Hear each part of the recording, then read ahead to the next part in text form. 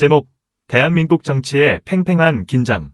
더불어민주당과 국민의힘의 돈의 싸움. 대한민국 정치가 요동치는 가운데 최근 여론조사는 더불어민주당과 국민의힘 간의 지지율 격차가 크게 좁혀져 오차 범위 내에 있음을 보여줍니다.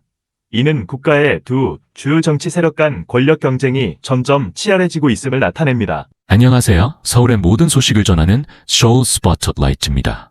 오늘도 가장 핫한 뉴스와 트렌드를 전해드릴게요. 끝까지 함께 해주세요. 국민의 변화하는 민심. 1월 10일 한국갤럽이 발표한 여론조사 결과에 따르면 민주당 지지율은 36%, 국민의힘은 34%를 기록했습니다.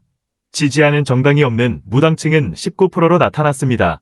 3주 전 조사와 비교했을 때 국민의힘은 10%포인트 상승한 반면 민주당은 12%포인트 하락했습니다. 불과 몇 주 전만 해도 민주당은 48%, 국민의힘은 24%를 기록하며 2배 가까운 격차를 보였습니다.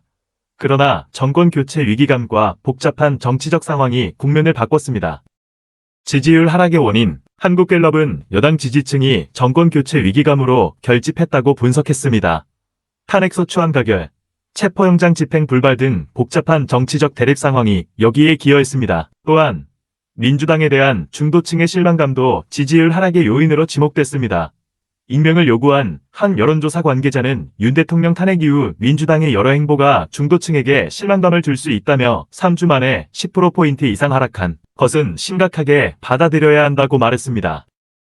대한민국 정치의 미래, 도전과 기회. 민주당 대변인 조승래는 지지율 변화에 큰 의미를 두지 않는다고 밝혔습니다. 그는 이를 부정선거 음모론 등 가짜뉴스로 인한 일시적 현상이라고 해석했습니다. 그러나 당내에서는 자성의 목소리가 나오고 있습니다.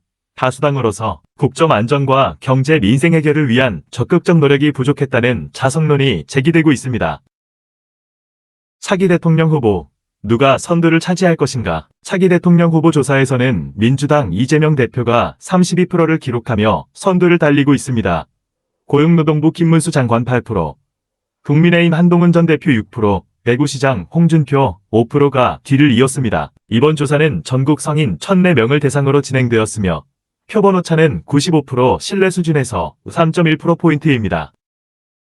토론 질문. 지지율 변화가 국민 민심의 변화를 반영한다고 생각하십니까? 중도층은 다음 선거에서 어떤 선택을 할까요? 차기 대통령 후보 중 누가 돌파구를 마련할 가능성이 있을까요? 시청해주셔서 감사합니다. 마음에 드셨다면 공유하시고 팔로우도 꼭 부탁드려요. 곧 더 흥미로운 이야기로 찾아뵙겠습니다. 안녕히 계세요.